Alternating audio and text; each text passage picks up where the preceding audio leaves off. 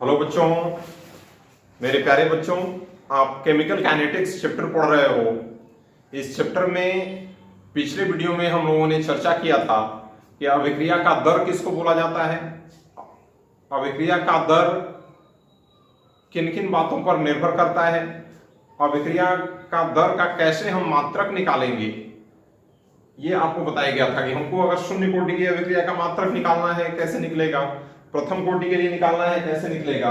देखिए उसके लिए एक सूत्र निकाला गया था वेग स्थिरांक का मात्रक के लिए, मोल प्रति लीटर के power 1 minus n second inverse, ये था। और शून्य कोटि के लिए निकालना था n अभिक्रिया की कोटि है। अभी बताएंगे अगले वीडियो में कि अभिक्रिया की कोटि किसको बोला जाता है। अभिक्रिया की कोटि 0, 1, 2, 3 भिन्नात्मक भी हो सकती है। तो जीरो ऑर्डर के लिए हमको निकालना है मोल प्रति लीटर के पावर 1 माइनस 0 सेकेंड इनवर्स, मोल प्रति लीटर प्रति सेकेंड। अगर फर्स्ट ऑर्डर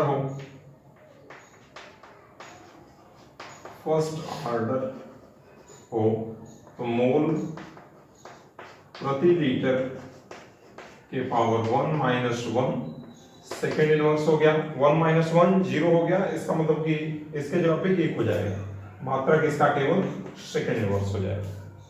ऐसे करके निकाल दोगे। कहीं मात्रक दे करके अगर प्रश्न वगैरह पूछा है उससे भी आप क्या करोगे, जैसे एक दे देगा, एक प्रश्न दिया है कि किसी रासायनिक अभिक्रिया में उसका वेग स्थिरांक 4.0 इंटू 10⁻⁸ सेकेंड इनवर्स है। इस अभिक्रिया की कोटि ज्ञात कीजिए। इस अभिक्रिया का ऑर्डर निकालना है आपको। कैसे निकलेगा? कुछ नहीं करना है, आप केवल इसको देखो, मात्रक देखिए। मात्रक देखेंगे तो सेकेंड इनवर्स फर्स्ट ऑर्डर का होता है, इस कारण से ये फर्स्ट ऑर्डर रिएक्शन है। फर्स्ट ऑर्डर रिएक्शन ये होगा। केवल मात्रक देख करके भी आप पहचान सकते हो, एक नंबर में पूछा जा सकता है।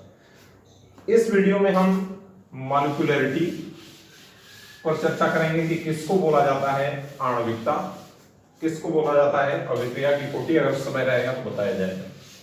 अभिक्रिया की आणविकता हम देखें,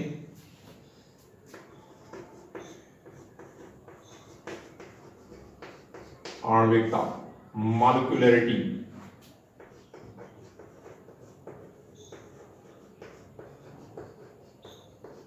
मॉलिक्यूलरिटी किसको बोला जाएगा आणविकता। साधारण से शब्द में कहा जाए, किसी अभिक्रिया की आणविकता अभिक्रिया में भाग लेने वाले न्यूनतम अणुओं की संख्या को कहते हैं। देखिए, किसी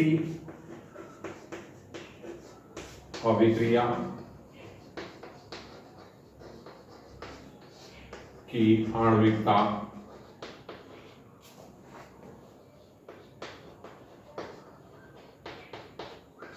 अभिक्रिया में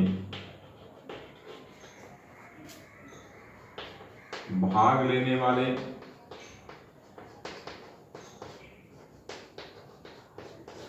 न्यूनतम अणुओं की संख्या को कहते हैं। न्यूनतम अणुओं की संख्या को कहते हैं।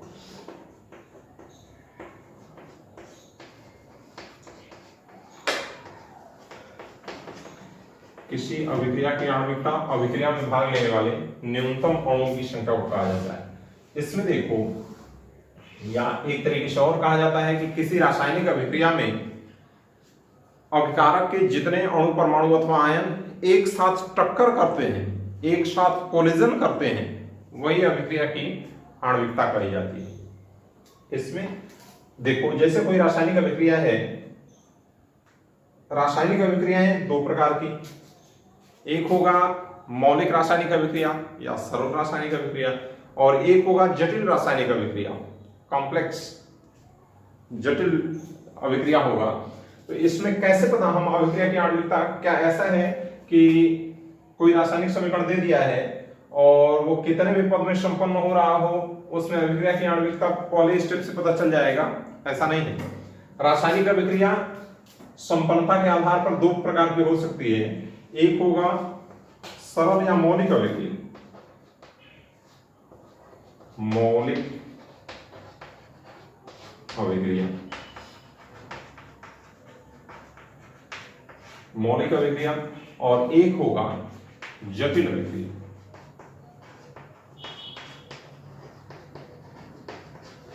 एक मौलिक अभिक्रिया ऐसी रासायनिक अभिक्रिया जो केवल एक स्टेप में संपन्न हो, single step, single step process हो, केवल एक पद में संपन्न हो, उसको मौलिक अभिक्रिया, एलिमेंट्री अभिक्रिया रिएक्शन बोला जाता है। जटिल अभिक्रिया, कॉम्प्लेक्स रिएक्शन किसको, ऐसी रासायनिक अभिक्रिया जो दो या दो से अधिक पदों में संपन्न हो, टू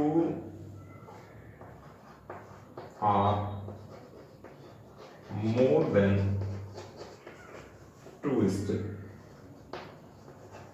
ऐसी रासायनिक अभिक्रिया जो दो या दो से अधिक पदों में संपन्न हो, उसको जटिल अभिक्रिया बोला जाता है। मौलिक अभिक्रिया एक पद में संपन्न होगा, तो उसमें अभिक्रिया जब संपन्न होगी, मौलिक अभिक्रियाएं जो सिंगल स्टेप होगा, तो उसमें जितना अभिकारक का अणु रहेगा वही अभिक्रिया की आणविकता बोली जाएगी। जैसे हम देखते हैं, कोई रासायनिक अभिक्रिया है, ए कन्वर्ट्स इनटू प्रोडक्ट, इसका आणविकता जो होगा वो एक हो जाएगा। दिया है A plus B converts into product, इसकी आणविकता 2 हो जाएगी। दिया है 2A plus B converts into product, इसकी आणविकता 2 1 3 हो जाएगी। सिंपल सा है। इसमें देखो उदाहरण हम देखते हैं, अगर दिया है H2O2 converts into H2O plus O, इस अभिक्रिया की आणविकता केवल एक अणु भाग ले रहा है, अभिक्रिया की आणविकता 1 होगी। अगर हम देखें 2HI converts into H2 plus I2, reversible reaction होगा, लेकिन हमको केवल अभिकारक उत्पाद से मतलब है, हम केवल ऐसे दिखा रहे हैं। तो दो अणु इसमें भाग ले रहा है, इसलिए इसकी अभिक्रिया की आणविकता 2 है। 2NO plus O2 converts into 2NO, यहां पर 2 1 3 अणु भाग ले रहा है, इसलिए इस अभिक्रिया की आणविकता 3। सिंपल रिएक्शन ऐसा रासायनिक अभिक्रिया जो केवल एक पद में संपन्न होगा, तो उसमें अभिकारकों के पूर्णांक में मोलों की संख्या को ही बोला जाएगा इसका आणविकता। जटिल अभिक्रिया ऐसी रासायनिक अभिक्रिया जो कई पद में संपन्न हो रही हो, 2 या 2 से अधिक पद में संपन्न हो रही हो, तो उसमें जो सबसे स्लोएस्ट स्टेप होगा, अभिक्रिया की आणविकता वही होगी। उस स्टेप में जितने अभिकारक भाग लेंगे वही उसका क्या होगा, आणविकता होगा। जैसे एक हम समीकरण पढ़े, A plus B converts into product, ऐसे है ये रासायनिक अभिक्रिया, ये 2 पद में संपन्न हो रही है। स्टेप फर्स्ट है ये आपका A, पहले C से अभिक्रिया करके AC बना लिया, और AC B से अभिक्रिया करके क्या बना लिया प्रोडक्ट, जो भी प्रोडक्ट है। ये अगर स्लो स्टेप है, ये फास्ट है, तो स्लो स्टेप में जितने अणु रहेंगे वही उसकी आणविकता बोली जाएगी। तो इसमें कितने अणु हैं, 2 अणु हैं, इस अभिक्रिया की आणविकता मॉलिक्यूलरिटी जो होगी वो 2 हो जाएगी। ये संयोग है कि दोनों स्टेप में, दोनों स्टेप में 2 अणु हैं। हो सकता है न हो ऐसा, यहां पे केवल AC कन्वर्ट्स इनटू प्रोडक्ट हो गया, AC ही प्रोडक्ट में चेंज हो गया। तो ये स्लो स्टेप है, ये फास्ट स्टेप है। फास्ट स्टेप में केवल एक अणु भाग ले रहा है, स्लो स्टेप में 2 अणु भाग ले रहा है, अभिक्रिया का मॉलिक्यूलरिटी जो होगा वो 2 हो जाएगा। ठीक है, एक एग्जांपल इस पे और देखें, यहां पे हम एग्जांपल दे देते हैं। अगर समीकरण है 2NO plus H2 converts into N2 plus H2, complex reaction है, कई पद में संपन्न हो रहा है, ये 2 पद में संपन्न होता है। इसमें स्टेप फर्स्ट में क्या होगा, देखिए यहां पे ये 2 मोल रहेगा, 2 ऑक्सीजन है, 2 H2O के रूप में बाहर निकले। स्टेप फर्स्ट में क्या होगा, 2NO पहले रिएक्शन करेगा H2 से N2 बना देगा और H2O2 हाइड्रोजन पेरोक्साइड बन जाएगा। ये स्लो स्टेप। और स्टेप सेकंड क्या होगा, स्टेप सेकंड में आपका बना है H2O2, ये हाइड्रोजन से एक हाइड्रोजन बचा हुआ है, 2 H2 लिए थे, एक H2 यहां पे लगा दिए, एक H2 बचा हुआ है, इससे रिएक्ट करेगा। हमारा क्या है, कई पद में संपन्न हो, लेकिन जो उत्पाद बना है वो बनना चाहिए जितने पद में भी संपन्न हो। तो ये H2O2 हो गया प्लस H2 क्या हो जाएगा, यहां से आप क्या करोगे, इसमें रासायनिक अभिक्रिया करा दो, 2H2O बाहर निकल जाए, 2H2 निकल रहा था, ये फास्ट है। ये स्लो स्टेप में 3 अणु भाग ले रहा है, इसके फास्ट स्टेप में 2 अणु भाग ले रहा है, तो अभिक्रिया की आणविकता मॉलिक्यूलरिटी कितनी हो जाएगी, आणविकता जो होगी वो 3 होगी। आपको कोई कंफ्यूजन ना रहे, यहाँ पे तो 2 अणु भाग ले रहा है, यहाँ पे 3 अणु भाग ले रहा है, बोल रहे हैं कि किसी अभिक्रिया की आणविकता अभिक्रिया में भाग लेने वाले न्यूनतम अणुओं की संख्या को कहते हैं। तो न्यूनतम अणु इसमें 2 अणु भाग ले रहा है, इसमें 3 अणु भाग ले रहा है, क्यों नहीं इसको 2 ले रहे हैं। तो ऐसा नहीं है, अगर कोई रासायनिक अभिक्रिया कॉम्प्लेक्स रिएक्शन है, जटिल अभिक्रिया है, वो कई पद में संपन्न हो रही है, तो जो स्लोवेस्ट स्टेप होगा उसी पर अभिक्रिया की आणविकता भी निर्भर करेगी, उसी पर अभिक्रिया की कोटि भी निर्भर करेगी। आगे कोटि आप आएगा, आप पढ़ोगे, तो ऐसे करके आप अभिक्रिया की आणविकता निकाल सकते हैं। अभिक्रिया की आणविकता अभिक्रिया के मैकेनिज्म पर, अभिक्रिया के क्रियाविधि पर निर्भर करेगा। क्रियाविधि,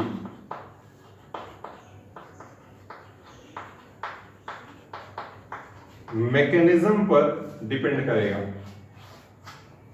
अभिक्रिया की आणविकता। आणविकता, किसी अभिक्रिया की आणविकता अभिक्रिया में भाग लेने वाले न्यूनतम अणुओं की संख्या को कहते हैं, या हम दूसरे शब्द में बताए थे कि किसी रासायनिक अभिक्रिया में एक साथ जितने अभिकारक के अणु टकरा रहे हैं वही अभिक्रिया की आणविकता होगी। 2 प्रकार की रासायनिक अभिक्रिया, एलिमेंट्री रिएक्शन है या मौलिक अभिक्रिया है। मौलिक अभिक्रिया किसको बोला जाता है, सिंगल स्टेप प्रोसेस होता है जो केवल एक पद में संपन्न होता है। और जटिल अभिक्रिया, कॉम्प्लेक्स रिएक्शन, 2 और मोर देन 2 स्टेप, 2 या 2 से अधिक पद में संपन्न होगा, उसको जटिल अभिक्रिया बोला जाएगा। मौलिक अभिक्रिया में अभिकारक जितना अणु रहेगा, अभिकारक के जितने मोल रहेंगे वही अभिक्रिया की आणविकता होगी। बताया गया है कि A converts into product, A plus B converts into product, 2A plus B product. हम जानते हैं एक्सपेरिमेंटल ये पता चला है कि ये सिंगल स्टेप प्रोसेस है, तो केवल एक अणु भाग ले रहा है, तो आणविकता 1 2 3। अगर कोई रासायनिक अभिक्रिया कई पद में संपन्न होती है, तो जो स्लोवेस्ट स्टेप होगा उसमें जितने अणु भाग लेंगे वही अभिक्रिया की आणविकता होगी। ठीक है, सामान्यतः हम क्या करेंगे कि जितने अणु भाग लेते रहे होंगे सामान्य अभिक्रिया में, वही अभिक्रिया की आणविकता ली जाती है।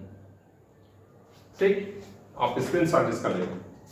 देखो, अब हम पढ़ेंगे अभिक्रिया की कोटि। अभिक्रिया की कोटि, order of reaction, order of reaction.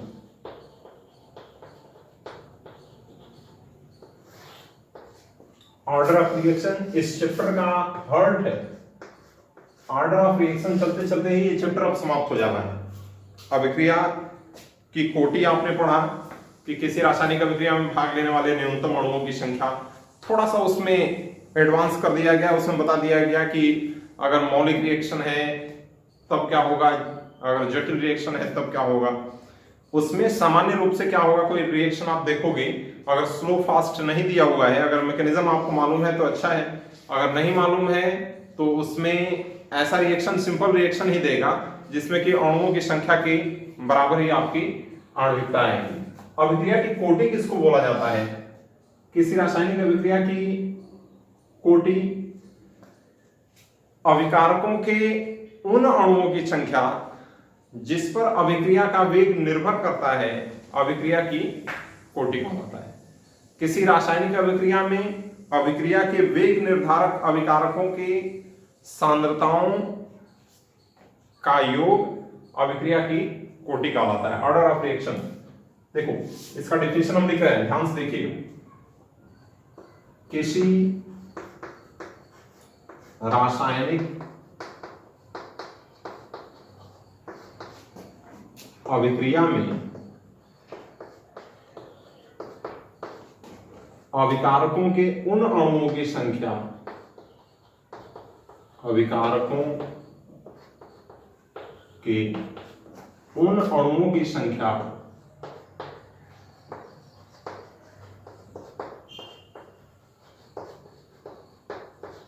जिस पर अभिक्रिया का वेग निर्भर करता है, जिस पर अभिक्रिया का वेग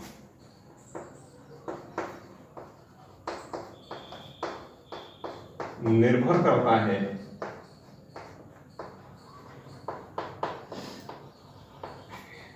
अभिक्रिया की कोटि कहलाता है।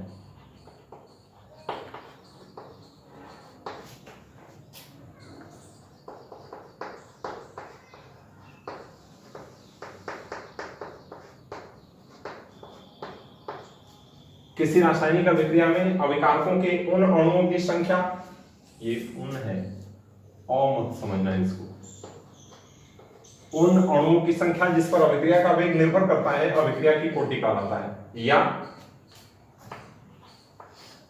किसी रासायनिक अभिक्रिया में, ध्यान से देखो बहुत इंपॉर्टेंट है, किसी रासायनिक अभिक्रिया में,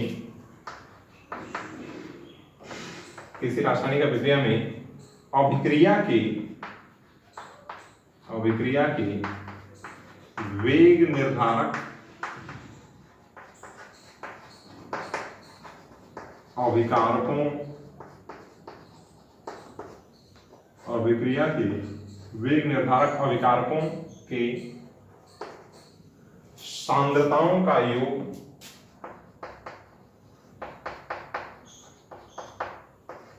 सांद्रताओं का योग, किसी रासायनिक अभिक्रिया में अभिक्रिया के वेग निर्धारक अभिकारकों के सांद्रताओं के घातांकों का योग, सांद्रताओं के घातांकों का योग अभिक्रिया की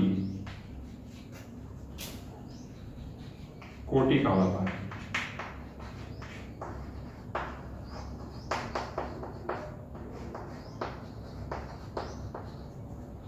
किसी रासायनिक अभिक्रिया में अभिकारकों के उन अणुओं की संख्या जिस पर अभिक्रिया का वेग निर्भर करता है, अभिक्रिया की कोटि कहलाता है। दूसरे शब्दों में, किसी रासायनिक अभिक्रिया में अभिक्रिया के वेग निर्धारक अभिकारकों के सांद्रताओं के घातांकों का योग अभिक्रिया की कोटि कहलाता है। उदाहरण हम देखें, कोई रासायनिक अभिक्रिया है, एग्जाम्पल, कोई रासायनिक अभिक्रिया है A plus B converts into product है। इसमें कह रहा है कि अभिक्रिया का वेग A पर न निर्भर करके B की सांद्रता के एक घात पर निर्भर करता है। अभिक्रिया की कोटि बताइए, यहाँ पे दिया हुआ है dx/dt लिखें या ROR रेट ऑफ रिएक्शन लिखें या स्मॉल r लिखें, सब एक ही बात है। dx/dt अभिक्रिया की दर है, बराबर एक्सपेरिमेंटल वैल्यू दे रहा है कि A की सांद्रता पर निर्भर नहीं करता, A की सांद्रता पर निर्भर नहीं करता, A की सांद्रता के पावर 0 हो गया, बी की सांद्रता के एक घात पर निर्भर करता है, तो बी की सांद्रता की पावर 1 हो गया। ऑर्डर क्या होगा, टोटल ऑर्डर, इसमें ए के सापेक्ष अभिक्रिया की कोटि 0 होगी, बी के सापेक्ष अभिक्रिया की कोटि 1 होगी, और कुल टोटल ऑर्डर जो होगा 0 + 1 बराबर 1 हो जाएगा। अगर कोई रासायनिक समीकरण दिया हुआ है, एग्जांपल 1, दूसरा हम देखें, अगर कोई रासायनिक अभिक्रिया दिया है 2A + B converts into product है, यहां पर कह रहा है कि अभिक्रिया का वेग A की सांद्रता के एक घात और B की सांद्रता के 2 घात पर निर्भर करता है। आप इसको देख करके मत लिख दीजिएगा कि अभिक्रिया की दर dx/dt इज इक्वल टू, आप इसको कर सकते हो, यहां पे हम लिख रहे हैं तो इसको इज इक्वल टू k भी लिखना चाहिए था, अनुक्रमानुपाती होता है। आप पढ़े हो law of mass action, law of mass action, किसी अभिक्रिया या किसी पदार्थ की क्रिया करने की दर उस पदार्थ के सक्रिय द्रव्यमान के अनुक्रमानुपाती होता है, और किसी रासायनिक अभिक्रिया की दर उसके अभिकारी पदार्थों के सांद्रताओं के क्या, अभिकारी पदार्थों के सांद्रताओं के गुणनफल के अनुक्रमानुपाती होता है। आप पढ़े हैं वुडवर्क्स और वेगे के द्वारा दिया गया है। तो इसमें ऐसा आप नहीं करोगे कि A की सांद्रता की पावर 2 और B की सांद्रता की पावर 1। ऐसा हो भी सकता है, कब होगा, जब कोई मौलिक अभिक्रिया होगी जो केवल एक पद में संपन्न हो रही होगी, उसमें ऐसा हो सकता है। वुडवर्ग और वेगे ने कहा कि ऐसा है कि आप जितना मोल की संख्या है आप उसके ऊपर चढ़ाइए, वही अभिक्रिया की कोटि होगी, लेकिन ये सही नहीं है, वो हर एक रिएक्शन में लागू नहीं होता है। कोटि टोटली एक्सपेरिमेंटल है, एक्सपेरिमेंटल वैल्यू दिया रहेगा तभी आप अभिक्रिया की कोटि निकाल सकते हैं, ऐसे अभिक्रिया की कोटि आप निकाल नहीं पाओगे। आप ऐसे किसी समीकरण को बार बार आप अभ्यास करेंगे तो पता कर सकते हैं कि ये फर्स्ट ऑर्डर है, सेकंड ऑर्डर है, थर्ड ऑर्डर है, जीरो ऑर्डर है, लेकिन जब तक उसका अगर नया कोई रिएक्शन है, एक्सपेरिमेंटल वैल्यू ना दिया हो कि इस पर A के एक घात पर B के 2 घात पर निर्भर करता है, हम तो ऐसे देख रहे हैं तो हमको तो यही लग रहा है कि A के 2 घात और B के 1 घात पर निर्भर करेगा, अभिक्रिया की कोटि 3 होगी, लेकिन ये सही नहीं है। क्या होगा, एक्सपेरिमेंट दिया होना चाहिए, एक्सपेरिमेंट दिया है, एक्सपेरिमेंट क्या दिया है, अभिक्रिया का वेग जो है R निर्भर कर रहा है A के 1 घात और B के 2 घात पर। अभिक्रिया की कोटि निकालना है, dx/dt is equal to k वेग स्थिरांक है, रेट कांस्टेंट, वेलोसिटी कांस्टेंट या स्पेसिफिक रिएक्शन कांस्टेंट, तीनों बोला जाता है। रेट कांस्टेंट बोला जाएगा, वेलोसिटी कांस्टेंट बोला जाएगा और स्पेसिफिक रिएक्शन कांस्टेंट। कल हम इसको डिफाइन भी किए थे। किसी अभिक्रिया का वेग स्थिरांक वह विशिष्ट दर है जब अभिकारकों के सांद्रताओं का गुणनफल एकांक हो। देखो हम किए थे dx/dt is equal to k, A की सांद्रता था, B की सांद्रता था। अगर इसको डिफाइन करना है k को, तो हम क्या कर देंगे, A बराबर 1 और B की सांद्रता बराबर 1, dx/dt is equal to k। Specific जब लिया जाता है तो सांद्रताओं को हम एक एक मान लेते हैं। तो किसी अभिक्रिया का वेग स्थिरांक वह विशिष्ट दर है जब अभिकारकों के सांद्रताओं का गुणनफल एक हो, यूनिट, उसी को वेग स्थिरांक बोला जाता है। तो यहां पे कल उस पर चर्चा हो चुकी है पिछले वीडियो में। तो dx/dt is equal to k क्या है, A की सांद्रता की 1 घात, B की सांद्रता के 2 घात पर निर्भर करता है। तो A कंसंट्रेशन ऑफ A की पावर 1, कंसंट्रेशन ऑफ B की पावर 2। अभिक्रिया की कोटि A के सापेक्ष 1 है, B के सापेक्ष 2 है और टोटल ऑर्डर होगा घातांकों। कहा गया है किसी रासायनिक अभिक्रिया में अभिक्रिया के वेग निर्धारक अभिकारकों के सांद्रताओं के घातांकों का योग। अभिक्रिया का वेग जिस अभिकारक पर निर्भर कर रहा है उसके घातांक का योग ही अभिक्रिया का ऑर्डर होगा। 1 + 2 इज इक्वल टू 3। ये गुडवर्ग, आपका गुडवर्ग और वेगे रूल कब लागू होगा, जब रिएक्शन एलिमेंट्री हो, सिंगल स्टेप होगा उसमें हम क्या करें, मोल की संख्या को पावर के रूप में जो दिया है उसको रख करके आप कोटि निकाल दो, और किसी में नहीं। और किसी रासायनिक अभिक्रिया में दिया है तो उसमें निश्चित रूप से आपको एक्सपेरिमेंटल कुछ एक्सपेरिमेंट दिया रहेगा तभी निकलेगी। इसमें देखो बेटा दिया ध्यान से देखो, आप इसका स्क्रीनशॉट लो, उसके बाद आगे बढ़ो। एक प्रश्न दिया है अभिक्रिया की कोटि पर, अभिक्रिया A plus 2B converts into C, निम्न वेग नियम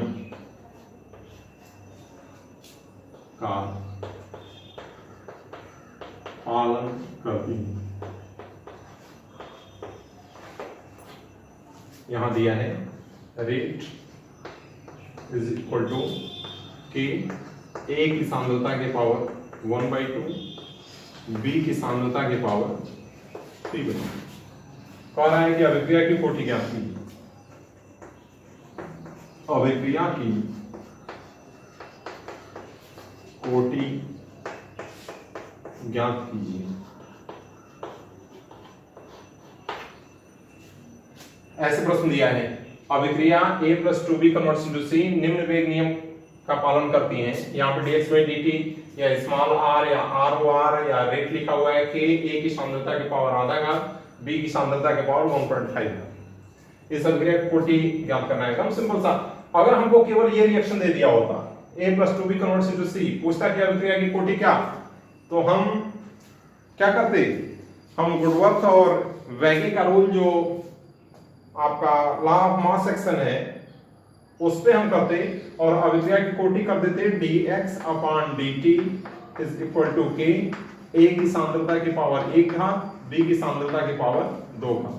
कोटि जो होता वो कितना 3 हो जाता। करते हम, अगर नहीं दिया रहता इसका एक्सपेरिमेंट या रेट अगर नहीं दिया रहता तो, अगर रेट दिया हुआ है तब आप क्या करें, देखिए जब रेट दिया है तब आप क्या करोगे, इसमें कोटि वेग निर्धारक अभिकारकों के सांद्रताओं की घातांकों का योग है। इसमें रेट दिया है कि A की सांद्रता के पावर आधा घात, B की सांद्रता के पावर 3/2 घात। कोटि A के सापेक्ष अगर हमको लिखना है, अगर पूछ देगा कि A के सापेक्ष कितना होगा, B के सापेक्ष कितना होगा, कुल कितना होगा, तो इसमें A के सापेक्ष अभिक्रिया की कोटि बराबर 1/2, B के सापेक्ष अभिक्रिया की कोटि बराबर 3/2, कुल कोटि। Order of reaction with respect to A 1/2, order of reaction with respect to B 3/2 और टोटल ऑर्डर कितना होगा 1/2 प्लस 3/2 कितना होगा, अभिक्रिया कोटि 2। एकदम आसान सा है। अभिक्रिया A plus 2B converts into C निम्न वेग नियम का पालन करती हैं।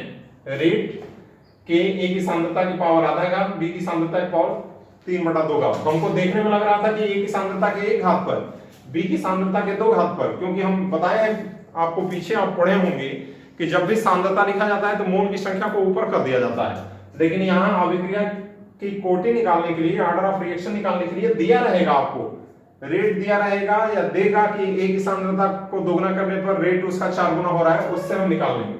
तो कोटि जो होगा वो आप करके निकाल लोगे।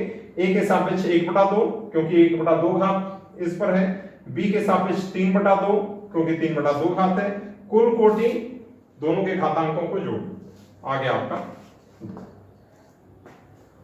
ठीक है।